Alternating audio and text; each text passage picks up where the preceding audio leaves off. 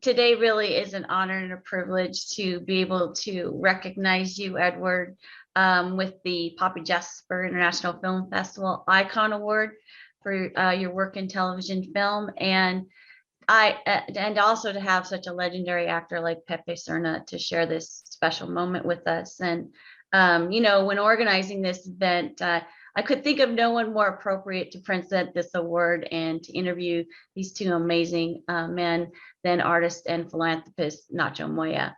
Nacho is the owner of Moya Art Gallery and Studio in Gilroy, California, and he hosts hundreds of paint parties for companies such as Netflix, Facebook, LinkedIn, just to name a few. His Facebook Live parties have included up to 3,000 participants at a time from around the world. He works with school districts and universities across the country, including farm workers, probation, and mental health departments. These classes have been a huge success in helping people and families through difficult times. Please welcome Nacho Moya.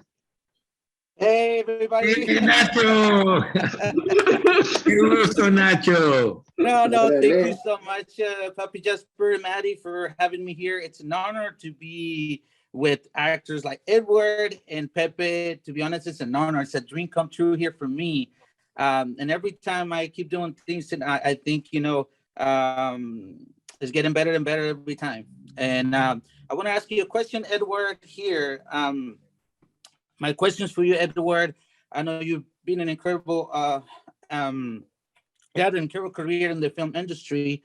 And my question, winning awards, won a lot of awards like Emmy and Tony. And then you were nominated for the Academy Award. And also I wanted again to have a question for you. How did you get into acting, even though it was hard for Latinos to get into films and stuff? So how do you do it? So, well, it's an interesting thing. A lot of people say, like Pepe, who's here today with us and will be introduced, I'm sure, in a second. But one of the things I realized, I did not come out of my mother's womb, Nacho, saying to be or not to be. Pepe did. And he was born to entertain and to move forward. I started off as a baseball player. At a young age, I started playing baseball. And then from baseball, at the age of 14, I switched to rock and roll music. I became a rock and roll singer. And from rock and roll singing, I in first year in college, I started singing in 1960. So in 64, 4 years later, I was singing rock and roll and performing. And I graduated and I went to East LA Community College. And at East LA Community College, I took an acting class. And then I mixed together theater and music, dance, rhythm, producing, everything that I was doing in music, I brought it over to theater, and everything that I was learning in theater, I brought it over to music, and I mixed them together. And then in 1978, I had been doing work as an actor, but earlier, but it really is when all of it came together, and I did a role that I could do my singing, my dancing, my acting, my comedy, my drama, and speak bilingually, and it all came together, and it was called El Pachuco and Zutsu. And from that moment on, it changed my entire life. And I've never had to really, I'm so grateful. I've lived a very privileged life. So my acting, like I said, came around when I was around 17. I took my first, I went to an acting class at East LA Community College, and I took theater. And took the theater arts class, and that's how it started for me at 17. Oh, nice! Wow, that's great to hear your story. I mean, it's really meaningful and inspirational for a lot of the Latinos to sometimes, they discover they want to be an actor when they're like a little older. Not when they're little kids. Sometimes when you're a little kid, you want to be an actor or artist, musician, but like as you grow, you're discovering many things that you want to be. And I mean, you're very successful actor, and I see your films. Last time I was talking to my mom, my father-in-law. He loves Gregorio. He watched that movie in Spanish, and he's like, I love the Gregorio movie, and I was like, yeah, I'm gonna interview him later, and he was super excited, and I was like, wow, and it's like how things could be possible. So thank you for that. And then one thing, also question for you is also like not you're such a great actor, such a successful actor. So in the Latino community, so I know you have organizations, and how important are those organizations for you? How you have the International Film Festival, the Latino International Film Festival. So you have more organizations. So what they mean to you? Well, they're a way of giving back to the community and to just to the community. And it's been an extraordinary life that we've led. And the thing that I'm most grateful about is that I've been able to not only receive the love and the accolade and the understanding from people all over the world, but especially from my Latino community and Chicano community. But I've also been able to help others with the strength of what I've been able to do and accomplish. And I started very young, at a very young age, to start to give back to my community. And it was a cornerstone to my art. I really felt that the more you give, the more you receive. So if you really want to understand yourself to the fullest, then give yourself to the fullest in respects of not only trying to educate yourself and move yourself to a higher level, but by helping others achieve their, the best of their ability. And when we do that, then you really, really augment your own sense of balance and your own self-esteem, your own self-respect, and your own self-worth. And that to me is the most important and crucial thing that we talk about. When Pepe comes on board here in a second, him and I together over the last 50 years have really done extraordinary work in advancing not only our own careers, but helping the community in a big, big way. Wow, that's amazing. I got a goosebumps here because one of the things I'd like to do also with arts is also spreading arts, encourage people to do more arts, not just painting, but also acting, music, film, and art go together, de las manos juntos, right? So yeah. I like to encourage people to follow their dreams too. So hearing you here, it's just give me goosebumps. And also I want to ask Pepe, how you guys met each other? How you guys and how's your relationship together? Well, we met. I was telling Maddie earlier that we met, to cut to the chase. We met on a show where I was going to be a regular on a series, and Eddie came aboard to give to hit me. I mean, I hit him into a wall, right? And so the director says, "Are you guys ready?" And we said, "Yeah." Me and the other guy. And he says, "Excuse me, I would like some cardboard boxes back here." And I'm looking at it, I said, "Mira este," he had tenía, the cojones to say, and I'll remember that part of it because that's why he is who he is. I'll tell you more about that later. And it's all related because he had just worked on a bit part on a movie with this great writer director, and he says, "I got this script." Anyway, I'm going ahead of myself. So he gets this boxes, and I said, "Wow, man, I would have gone." I'm 77. I'll still go into that brick wall head first because, I don't have the smarts to say, "Hey, give me some boxes." I'll just go. But Eddie knew. So I coined a phrase that, that's Eddie Olmos had a line. And it had a double entendre, right? Because he almost had a line because he told the director what he wanted, but he did have a line because that's what the storytelling is.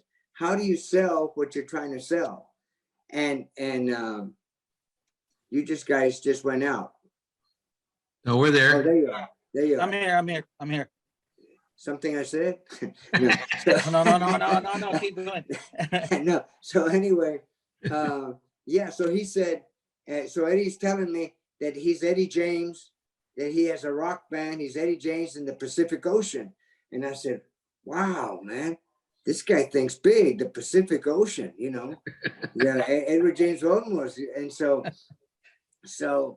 cut to the chase. 14 years later, I'm the guy who killed him in American Me. That's the script that he had, and how a guy with a bit part got a script. I still don't know to this day from a writer director. Only Eddie could do it. But see, that's part of the thing of who Eddie is innately. He wasn't like the rest of us Chicanos. He had El Pachuco, Zutsu was the most incredible part anybody could have done. But not only could nobody else could have done what he did, nobody could have sold it like he did, because he took ownership of it and demanded that respect.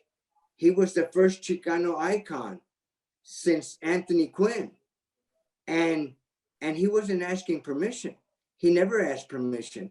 And because I was just listening to him about that, he was producing music before this with Bonnie and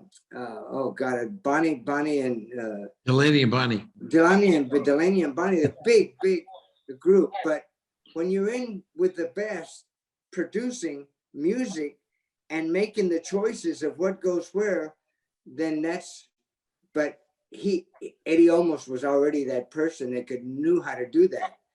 You know, not everybody can do it, but that's how we met and became best friends. And we got to do, like I said, 13 projects together and travel. We traveled everywhere together with our families, and we had the best time ever. We were in Italy. While he was filming, we did 9,000 miles in 6 weeks on his days off. Wow. And we went up and down every street. My wife likes to go up and down we went up and down every street in Italy. I mean, wow. The best. And everywhere we went, we would be standing, you know, whether it was in Venice or Florence or Taormina, you know, in Sicily, and we'd be standing, overlooking the cliff, the water, or just looking at it. Just think, we're the first two Chicanos that have ever stood right here looking at this. Oh my. Wow, that's incredible. That's something. Great stories with you guys, and inspirational. Like to find each other, like that relationship. It's priceless to see you guys still friends and working on in the film industry still. But I want to ask you, well, just tell you guys that you guys inspire me a lot. And I would say Maddie too. Maddie introduced me to the films too. I like to be part of the films too, the film festival. I got invited to be at the San Diego Latino Film Festival for next year. So I might be there too to display some of my artwork there. So it's a great opportunity for me also to start growing, expanding. I want to be in Italy too. You know, I want to be on places like you guys. When we were in Florence, David was asking us about you. Really? You know David, right? Yeah. Yeah, he was asking us about you. Oh, right. We have magic, you know, we talk to stones. Oh, hey, that's true. I talk to stones, I talk to trees, and I talk to animals. Like in the morning, I talk to my cat. So I'll be right back. Nacho. The difference is they talk back to us. Yeah. Oh, hey, yeah, that's true. I'm not in that level yet, but maybe later. Hey, they'll talk to me. No, you are in that level. All you have to do is just say, I'm in that level. Boom, that's how fast it happens. Like you're a visual artist, you have to write and create, do your own movie. All right, I'm going to do that. I'm going to follow all your advice. I'm going to start doing that. So it's really good. Very, very good. When I met Pepe, something very special happened in my life. something that changed the course of the way that I am as a human being. He's very first time we met and we worked together, like you said, I didn't have any lines. I was just there. I wasn't an extra because I was in the main group, but I had nothing to say in the group. And it was funny because Pepe gave me my first line. And he says, here, you could say this. I said, okay. Well, that was the second time we worked together. Oh, that's right. That's right. Where That's I right. gave you 8 of my lines. I didn't just give you one. Eight of them. There were 4 Chicanos in it. And I always got everybody in my trailer. And we were doing it. And Eddie says, okay, they shoot me up with heroin. And Eddie, and they don't show who did it, anything, but Eddie says, I'm the one who did it. And the other 2 guys look at him like, what? That's not in the script. But right away, I knew. I came from improv.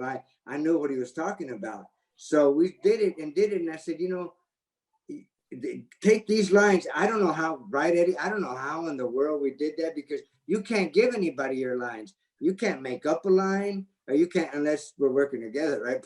But they don't let you do that. But somehow we sold it. And then when we were working on that particular movie, I mean, series, Del Vecchio, the director said, oh, guy, you guys should do a movie. You guys should create a movie. And then Eddie jumped in and tell him the story, Eddie, because he made it up right on the spot, but it had the beginning, the middle, the end, it had everything. And I knew he was making it up, but it was like powerful.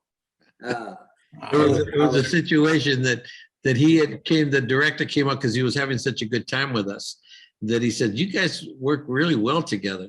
And you guys should, you know, find something that you guys can do together. And I just turned to him as soon as he said that. I said, we got something. And thinking in my mind, if I tell this guy the story, maybe a story that he'll say, hey, I want to direct it. So I started into the story, and I just, like Pepe said, I improvised the story right on the spot. And we called it The Pack is Back. It's back. Oh, nice. The pack is back. Yeah, 4 Chicanos. And 4 brothers. Yeah, 4 hermanos. 4 brothers. A priest, an artist, a cop. A politician. Yeah, the politician, yeah. But anyway, yeah, you can tell, man, we just laughed the whole time anywhere we were. But see, we were both born to do this, but in our own ways, to give it back to the community. You know, it's the future that's coming that needs to you know, it's like the Janus, the statue of looking to the future and looking back. We're always doing that. And Eddie, you know, I was always, you know, stay at home. My wife is my first, but Eddie, man, he had the 2 kids and the wife, but every Christmas, every holiday, he was always at the children's hospital, and always going and doing that. I mean, he was like, he's been obsessed, not possessed, obsessed with that he just, and it's not like, oh, look what a good guy I am, and look what I'm doing. No, it doesn't. Nobody's watching. We don't care who's watching. You know? Nobody was watching. And I tell the kids, you know, that's when I tell the kids in my motivational stuff, I said, you're working for McDonald's, you punch out and you're walking out, and you see that somebody spilled the Coke, and you stop and you clean it up so nobody's slips on it. And you don't look around to see if the manager or anybody is looking to see what a good deed you're doing. That's for you. That's your moral fortitude. Yeah. That's your muscle that you're growing, who you are as a human being, you know? And so that's lately, Eddie, you're going to like this one. I just created, my new brand is that it's all about showbiz. It's the business of showing who you are. And you got to show up and be showbiz, man. You got to be the best at what you are and not leave no stone unturned. I mean, I don't think Eddie sleeps very much because Oh. he was always, he did more motivational, God, for he had like a 10-year run where he was on, if he wasn't working, he was on the plane. And I don't know how in the world he made those connections. How did you do it, Eddie? You know, it's like anything else. God has a very strong way of getting inside of you and making you understand your life to the fullest. And with that in mind, it was very easy for me to make flights and arrangements, and they always worked out. I never, there were times when they canceled the flight or something when I was at the airport, but you know, basically it was pretty interesting that the schedules, they stay on schedule, I stayed on schedule, and everybody got to do what they needed to get done. But the thing is, you know, when people give me accolades like they're doing today, and Maddie and the Poppy Film Festival, and I'm very grateful, Maddie, for this opportunity to be a part of your festival in this way. I wish I could be there personally. I know that Pepe is going to go down there and be with you guys in person. And all I can tell you is that the most important aspect of this life has always been communication and collaborating with people, humanity, and exchanging feelings and understandings. And that's why we work in this art form. This art form is truly one of the most revealing and really shows people, you know, it documents the behavior of humanity. And with that, you actually connect with the person that's watching it. And when you watch a movie, all of those images go right into your subconscious mind, and they do things to you, and they're placed in there. You know, the key to this whole thing has always been to share and to give, and to not to ask for yourself, but to share with others the ability to understand themselves.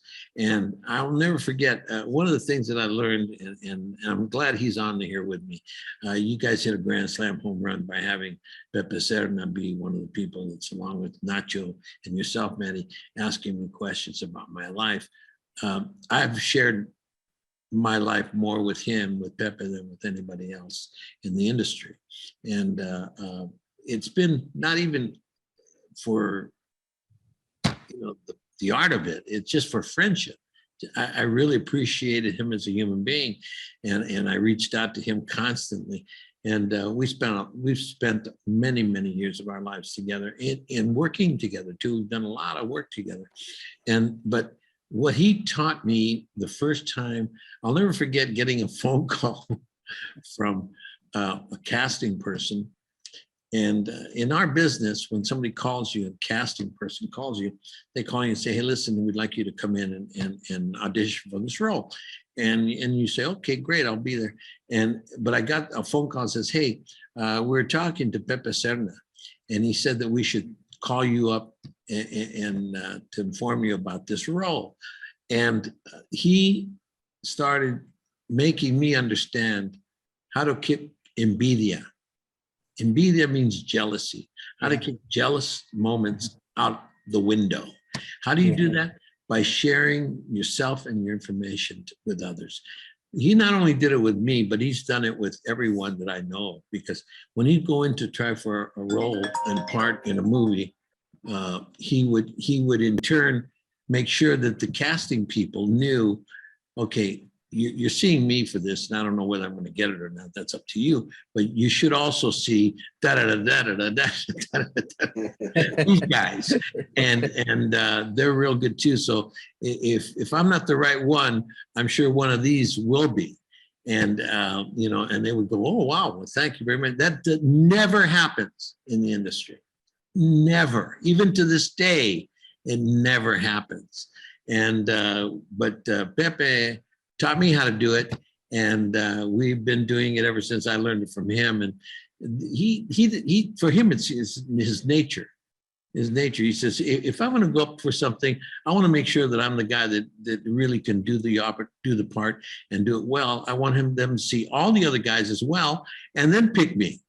I want them just to pick me. You know, I want to go up against all these guys, and you know, let the best man win in respects of being able to bring to life the humanity and the character in which they're asking you to perform in. Now, to me, that's the essence of life. the essence of life is not to go in there and get in, and then the people that are involved say, oh man, we made a mistake.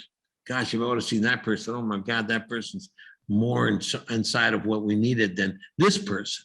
And that's like, to me, that's like really difficult moments. I've given up roles.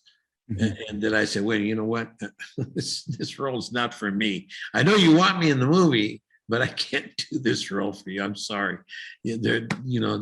Try this person or go this way or go that way. But I know myself, and I know what I'm talking about in respects of understanding human behavior.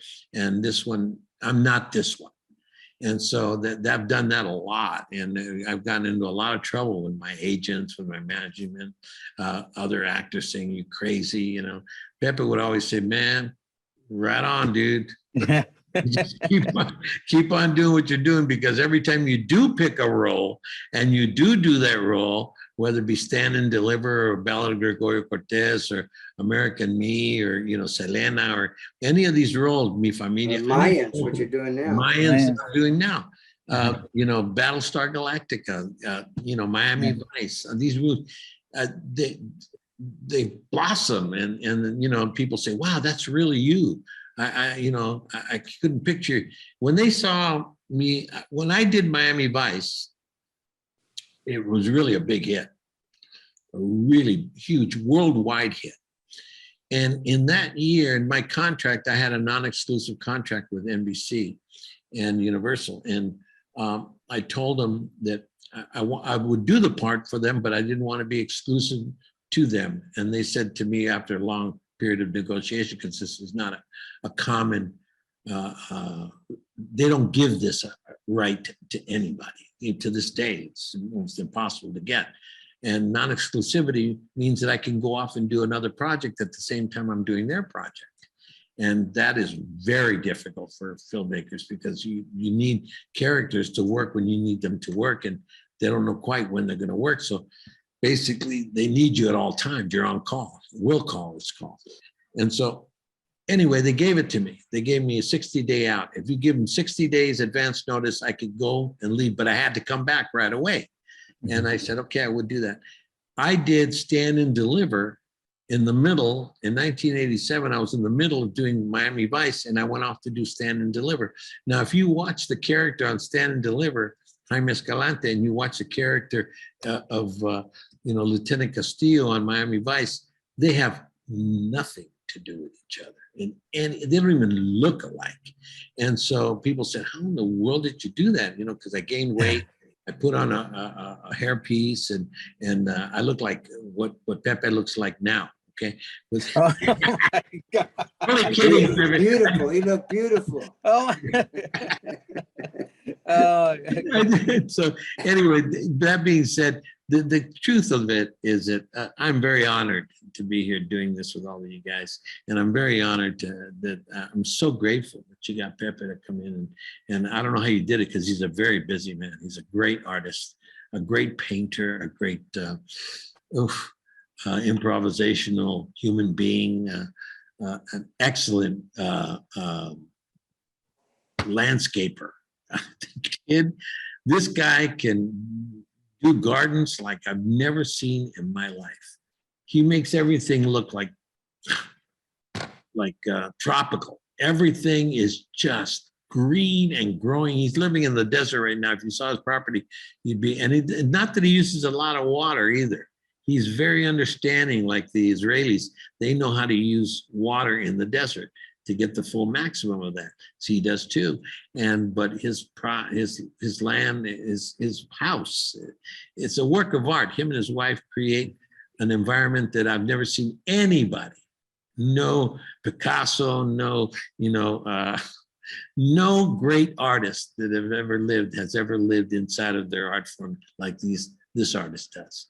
And he and his wife are just incredible designers. They love the beauty of what they're looking at, and they create amazing. You're going to see his documentary, Pepe Serna, and you'll see that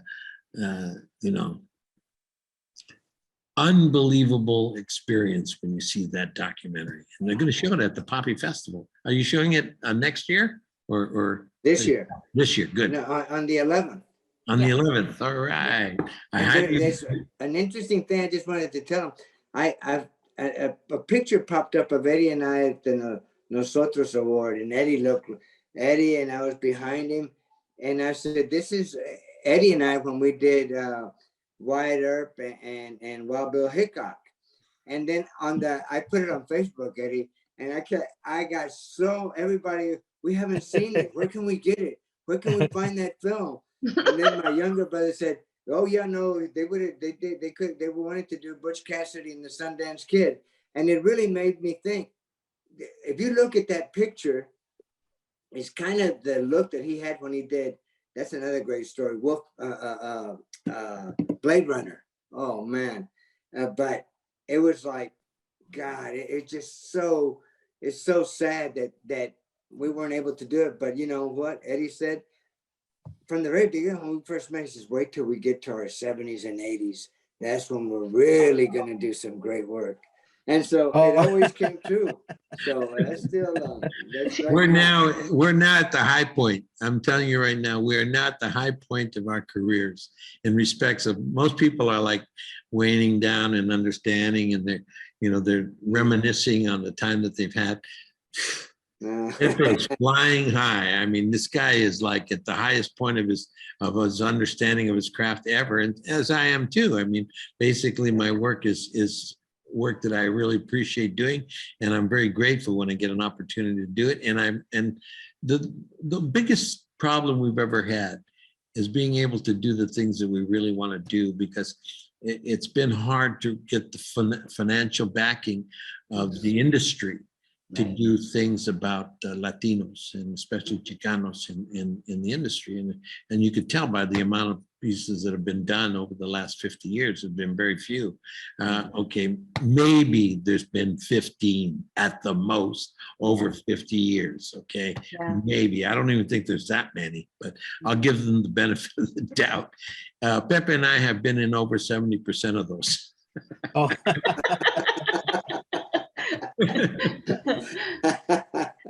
Well, for Poppy Jasper, our tagline is to change the way we see each other through film.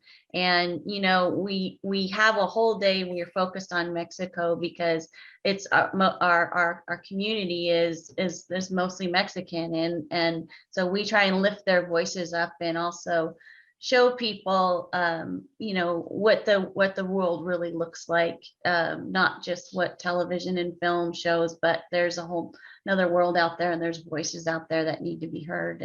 And so we thank you both for being here today, and thank you, Nacho, for hosting, because it's just important to all of us, to have you here and have you a part of the film festival. I know our community appreciates it, and makes them feel seen and makes them feel heard. So thank you both. And Edward, this is your award. We will get it to you. Somehow we will get it to you. But yeah, it really is an honor, and I'll let Nacho sort of wrap everything up. But I just wanted to say that. Thank you. You know what that sign is? It's an upside down act. Punto com. And that's where we're at. That's where we at. Well, thank you guys. Honestly, you inspire me, and I feel like we met each other in the past or somewhere. We just met right now, which is the past and the future. Okay, in the future, yeah, future, past, future, present. But it was a great opportunity for me to be here with you guys, and I want to say thank you, all of us from Poppy Jasper International Film Festival. Thank you so much, Edward and Pepe, for being here and being able to answer those questions and share your story with us. And I can't wait to see you, Pepe. I think I'm gonna meet Pepe in person next week, right? Yeah, this coming weekend. And I can't wait to meet Edward. I mean, I have a dream to meet Edward in person, and it's gonna happen. I know I have a vision that it's gonna happen. It's gonna happen with Pepe for sure. I have that proof 100%. And get to as, see- so you're gonna meet part of Eddie when you meet me because I smell just like him. Oh, okay.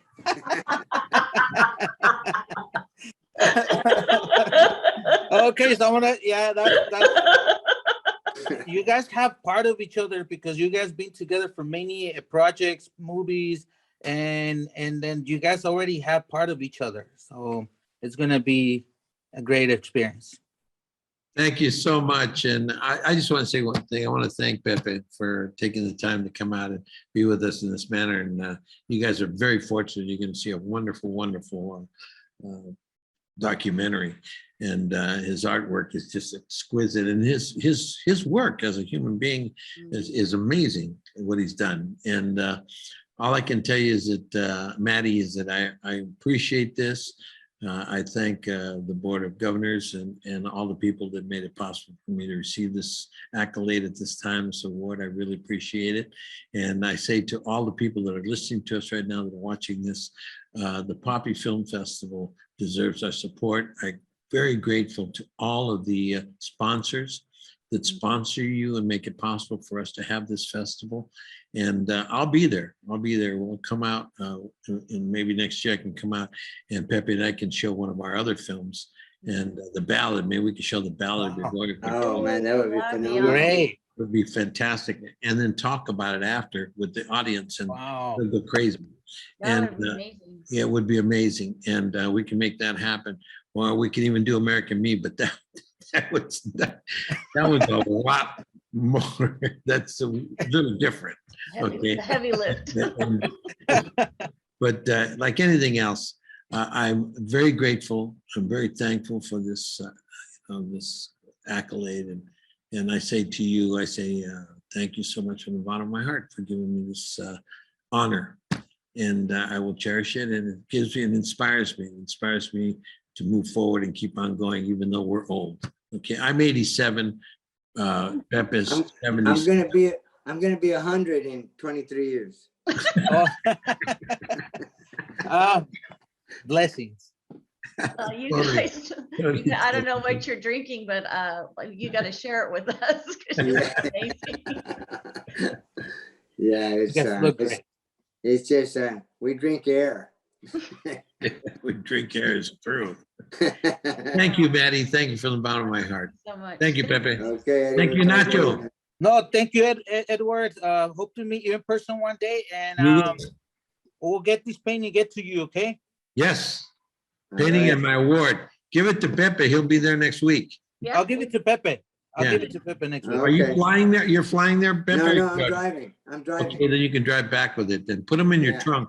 Don't break it. He always breaks things. He's like every I time. want to wrap up. I'm Yeah. gonna wrap up with bubble Yeah, wrap. he breaks things really a lot. That's like, oops, I'm sorry. All right, okay. You know, he's not clumsy. He's just breakable. Maybe you can drive over there and get it for both of us. Yeah, that's how I'll go represent you this time over there. That'd be good. My love to you guys. All right. Thank you. Thank everyone. you. Thank you. Pepe. Adios. Adios. See you this weekend Good night. or Monday. Bye-bye.